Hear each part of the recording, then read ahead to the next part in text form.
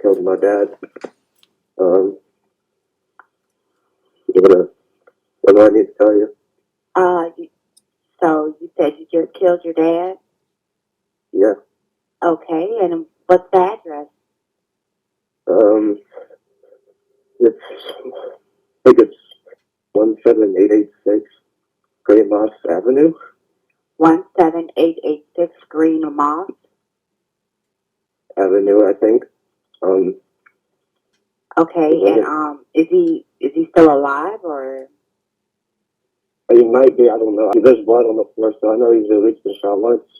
Okay. I shot 3 times at him. He's on the ground. Okay, you shot him 3 times with a gun? Yes. Okay. 100%. Okay. Or at least I tried to. He tried to attack me. We got into a fist fight, and I ran in his room and locked the door and grabbed the gun.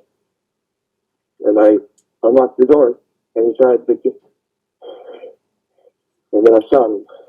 Okay, and around what age is your father? 50 something. Okay, 50. Yeah, okay. And are you there right now, or have you left?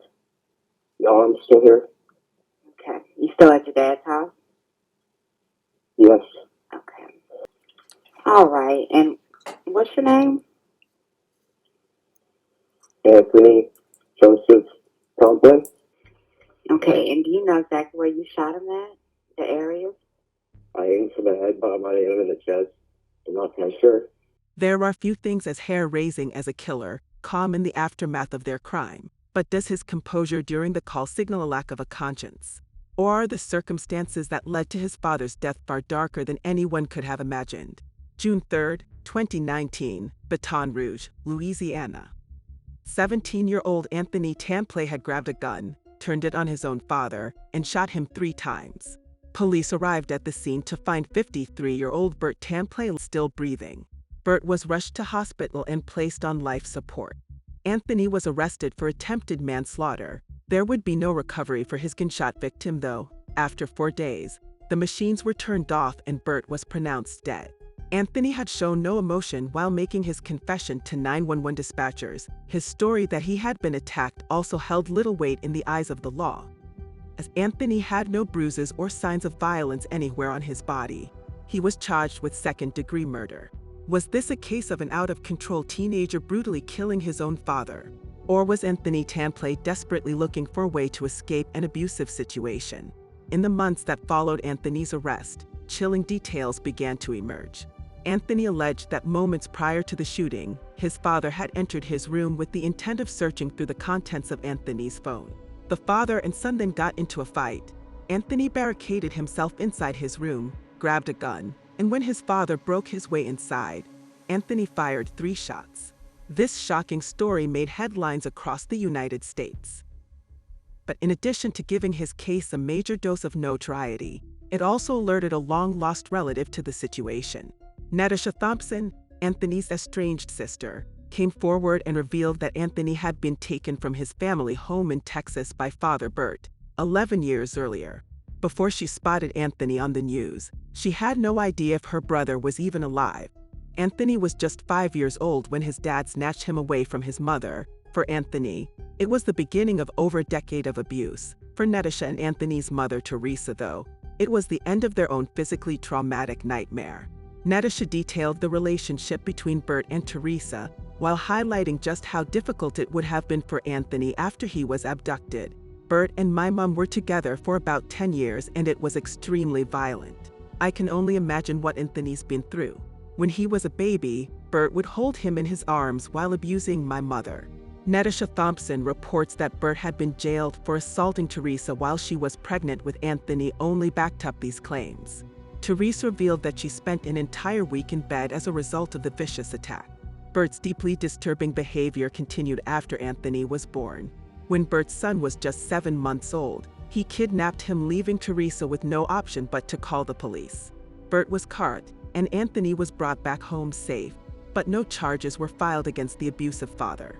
The unrelenting harm Bert was doing to his own family would not stop until he abducted Anthony in 2007. After realizing that Anthony had been taken once again, Teresa filed a missing persons report for her son. She filled her neighborhood with missing persons posters, but Bert was long gone. He took Anthony to Louisiana, and in order to keep Anthony's whereabouts secret, Bert isolated the young boy from the outside world. For the next 12 years, school was not an option, with Anthony rarely even being allowed to leave his own bedroom.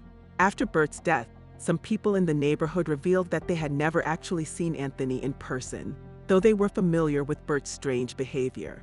The 53-year-old was also known for often appearing drunk. When questioned about the years Anthony had spent as a prisoner to his father, Anthony's sister Nisha did her best to fight her brother's corner. He has been secluded and abused all these years by his own father. My brave brother had to defend himself for the last time against that evil man. Nisha Thompson, the horrific truth about Bert Templet was now out for the world to see. Anthony opened up about how his dad would punch, kick, and throw him, and that these beatings would sometimes go on for hours. Bert had also been physically abusive to his ex-wife, Susan. The violence against her was so deplorable that on one occasion, Bert knocked out some of Susan's teeth. Susan actually filed a protection order just a few months before the shooting, leaving no question as to whether anyone in law enforcement was aware of Bert's unforgivable actions. On the fateful day that Anthony took his father's life, Bert suspected that his son had been in contact with Susan, who Anthony knew as his stepmother. This prompted the frightful father to search Anthony's phone for evidence of their conversations. This is when an argument escalated into a physical altercation. This would be the final time that Bert Templet would lay his abusive hands on his son, or anyone else for that matter. With Bert's death, the terrifying cycle of abuse was finally broken. Anthony may have escaped the prison of an abusive household, but he was still locked behind bars. Prosecutors eventually confirmed that Anthony had been made to suffer years of abuse and was in fact acting in self-defense the night that he shot his father 3 times. The young man's charge was reduced to manslaughter. 2 years after the death of his father, Anthony pled no contest to negligible homicide. He was sentenced to 5 years of supervised probation with credit for time served. Anthony Templet now has a chance at a future. As part of his probation order, he will complete his GED. He will also have a chance to experience things that many of us take for granted. After being caged up from the world by his own parent, Anthony will be able to go out and make friends, travel and experience nature, and most importantly, he will be able to heal from the appalling treatment he has been made to suffer throughout most of his life so far. Anthony is now focused on rebuilding a relationship with his mother. His case was eventually highlighted on the small screen in a Netflix documentary series titled I Just Killed My Father. It has made Anthony Templet a name known across the world and helped to raise awareness of the dangers of domestic abuse. Bert Templet chose to live his life inflicting misery on others, but what makes his story so sickening is that the very people he abused were the ones he was supposed to love the most. We can never really be certain of what goes on behind closed doors, but with so many reports of abuse, it's clear that somebody should have been able to open the door that Anthony was locked behind.